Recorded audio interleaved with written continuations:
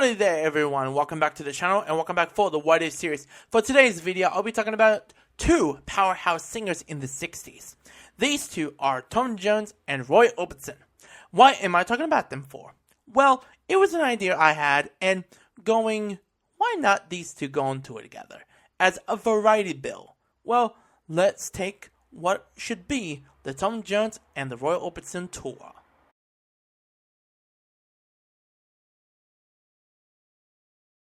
By the late 1964, the music world was in the middle of its transformation. Rock bands were growing louder and more experimental. Soul music was dominating the American radio, and television had just become the most important thing as it was at that stage around that time. But in the middle of it, all those incredible voices we had over the years in music, but these two powerhouses that doesn't need any distortion or spectacle to command an attention.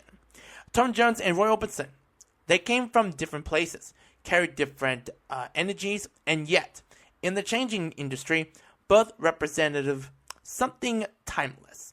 Tom Jones was on the rise and fast. By the end of 1967, he had become a sensational in the US, thanks to a large portion of his career during a Vegas residency that he started. I think it started around that era of 1967 all the way through to 2011. That's when he wrapped things up. And of course, increasingly television appearances, but on stage, he was unbelievable to ignore. He's charismatic, dynamic, and a full control of the room. His voice could swing from tender ballads to a full-throated power without warning. And audiences responded with an intensity that brought it on into a frenzy. But behind the scenes, his team knew they had something rare. A performer who could headline anywhere in the world. But then you got the other side. Roy Orbison. He stood in quieter territory. His early 60s run of hits had already secured in his place as one of the most incredible voices in popular music. Songs like Crying, Only the Lonely, Pretty Woman, and the list goes here from there. And it had to find a sound that was emotional, operatic, and deeply personal. But by 1967, it was a very personal year. Well, I would say a year or two. And the spotlight for him was a bit shifted. He was recording new material and continuing to perform. But, however, he was less commercially artist at the time, with not much of hits he had at the time, and he doesn't have a momentum that he had in the early 60s that once had surrounded him. But still, among musicians and audiences alike, Roy commanded a level as respect few could match. When he sang, people listened. The idea to bring them together didn't arrive with a fanfare. It began as many things did in that era. Behind closed doors, promoters were looking for something bigger than a standard tour. Something that could cut across markets.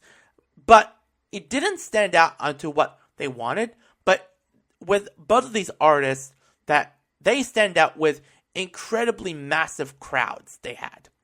Pairing artists wasn't new.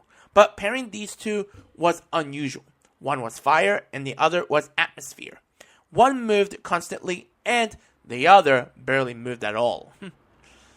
But the selling point on their contrasts is the pitch was simple. At least on paper, a global tour with two incredible, powerful voices, it would sound great. But when you put it live on stage of each performance on their each set, with moments of crossover to make the experience feel unique, it would be bloody fucking incredible. So, here's what they would do. They would kick off in the US, then move through to the UK and Europe, then extendedly to Asia and conclude in Australia. But it would be very expensive, poetic, and a complex of bring a tour like this together. But would it work? It would be unforgettable. Hey, They got challenges, fam. Well, they were challenges from the start. Scheduling alone was a puzzle.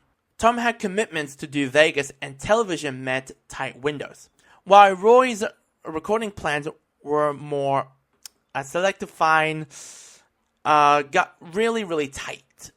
But with both of their touring schedules, there had to be adjustment from their management and negotiation teams, set lengths, and performance in order. But by the end, their structure emerged that sense. While Roy would perform first, drawing the audience into a more introspective space, and Tom will close the night, or sometimes both do. Let's say Tom Jones does first, then Roy comes second. And then there'll be times that Roy will do it first, and then there'll be times Tom will do it second. Rehearsals were brief, but memorable.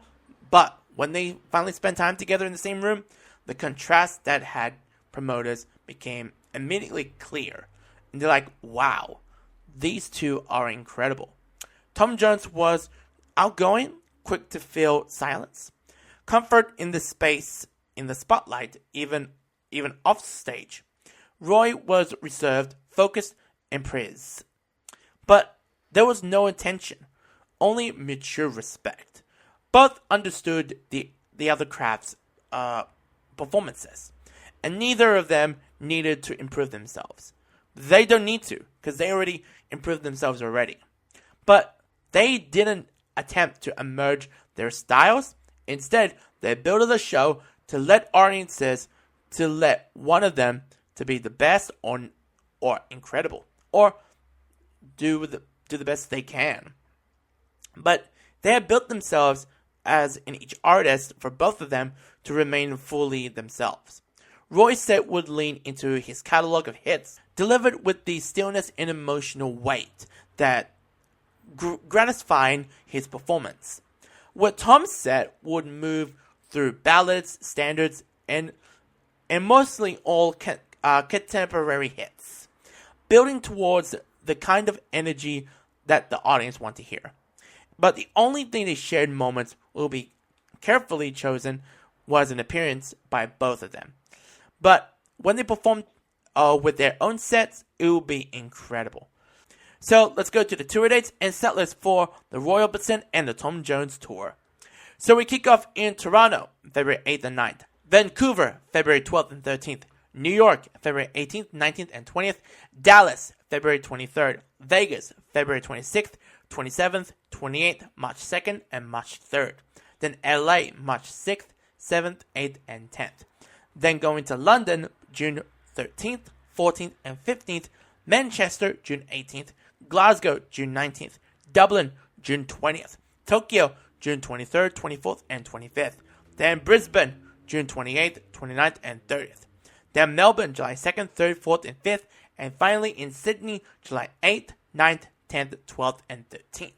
Now, to the set list, it'll be pretty what people would like to hear. So we kick off in Tom's set with Thunderball, Hold On, I'm Coming. But starting on March 6th in Los Angeles, Tom will introduce Delilah, as will be his next follow-up hit. After Delilah, we get to That Old Black Magic, then Georgia on My Mind, With These Hands, Yesterday, Man's World, 16 Tons, Green Aggressive Home, I'll Never Fall in Love Again, Funny How Time Slips Away, Once New Pussycat, and finally, It's Not Unusual.